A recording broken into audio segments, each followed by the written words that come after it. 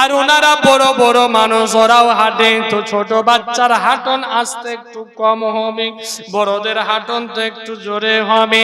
বাবা আমার হাঁটতে হাঁটতে যান, তো দেখছেন কাফলা যেন আরো দূরে হয়ে যায়। এবার দুই ভাই যেন দৌড়াতে আরম্ভ করলো, দুজনে দৌড়ায় রে বাবা। আচ্ছা ঠিক মোহাম্মদ পরি ইব্রাহিম হাত ধরে ওঠায়, রাস্তার মধ্যে গিটি বালু পাথর রয়েছে বাবা, উঁচুট খেয়ে পড়ে যায়।